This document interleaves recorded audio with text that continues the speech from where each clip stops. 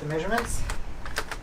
Okay, so spent a couple of hours a few days ago marking out how to best cut the insulation board. So these are the black lines are the insulation boards outlines, and then these are each sections of the vans that need the PIR insulation. So yeah, basically we marked out how not to have too much waste, and we just need to transpose those lines to these panels there. And Sam's got the Sharpies. Oh, yeah. So the majority of our insulation that we're using is PIR board. It's pretty cost effective, it's really good insulation, and then for any smaller gaps and stuff that we can't put PIR insulation in, we're going to use some like the recycled plastic insulation. But actually, since the Renault cavities are quite large, like they're quite open, they don't really have a lot of divisions compared with the Sprinters and the Crafters, we can actually fit PIR board in pretty much most of the walls rather than having to do like a 50-50 mix with PIR and some sort of flexible fluffy stuff. So PIR board it is.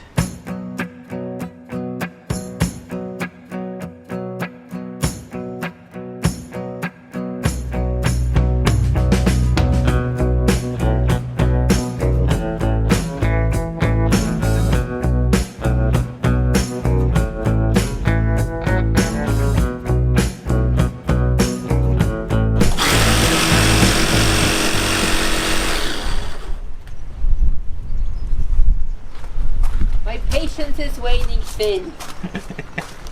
Oh, right.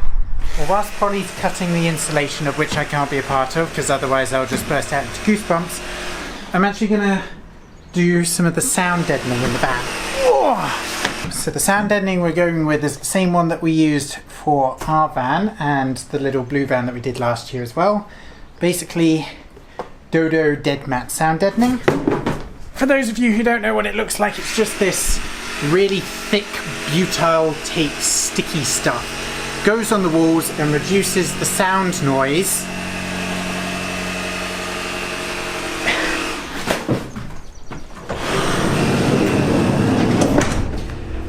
as I was saying, what it does is it reduces the sound noise on the actual van. So instead of like this, it will actually be more solid.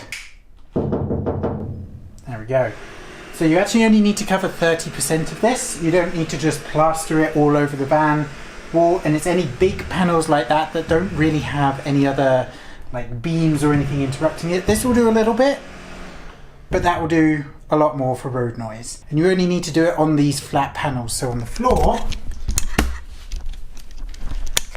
we've got these ridges which reduce the road noise. On the roof we've got these and these ribs which run all the way down, and then you don't really need to do it on the wheel arches either, because as you can see they've actually thought about it and put these grooves in. So realistically it's just the big flat panels like these that could do with some, and the insulation as well will help with reducing the road noise, but this is just basically another step. And it seriously does make a difference, especially when you remove the bulkhead, put the insulation and this sound deadening in.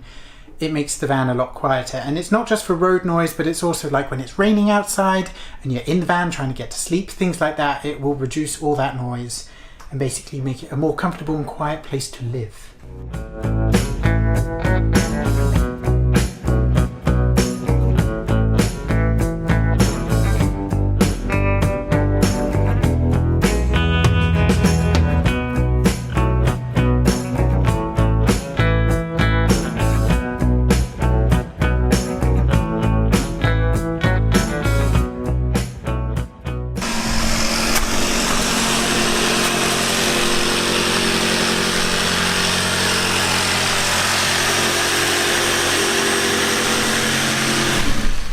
Having fun? Loving it. You're a little dusty. You don't say. Where are the stick pins? So whilst Polly finishes up the insulation cutting, I'm going to turn the van into a death trap by installing giant spikes all over the walls. So these are stick pins. This is what holds the PIR board basically to the wall. So we're going to stick these all over the wall, and then the foam literally just attaches to it, and there should be some plates in here. I assume so. The last time, the stick part of the stick pins didn't really live up to its name. They kind of fell off. So I'm going to stick them up, and apparently they need a little bit of time to stick. You can't just whack them on. Put the PIR board on, because then the weight of the PIR board, even though it's not much, just kind of makes it fall off. What are you doing? What does it look like I'm doing? Creating a death trap. The chokey. The chokey, huh? It looks like it. Well, okay, as long as you're not too tall, it's fine. Uh-huh. I really hope these bend, by the way. They would do. Yeah. By the way, these are much better than our previous stick pins. Look, they don't come off. Well, we hope. We hope. Look at my wall. Look at my wall. Skewers everywhere.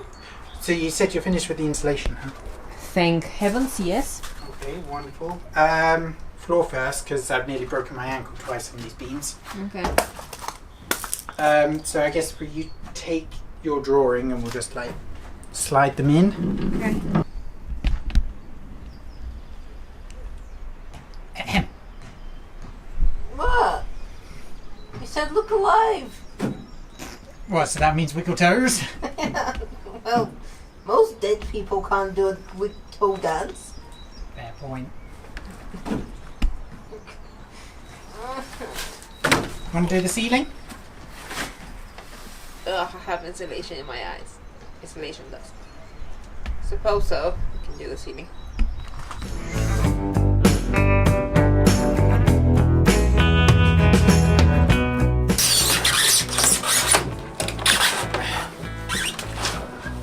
Okay, well it's in. Right. Right. So we need to, let's see if the plates can go on.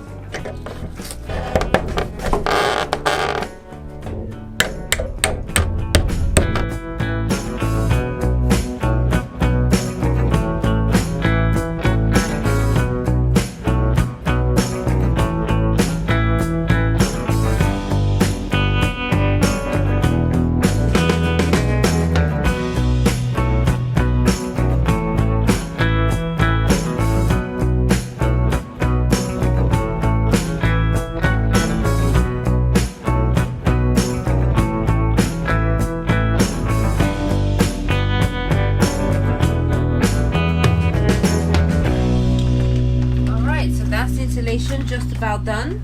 As you see, it is all very shiny and reflective.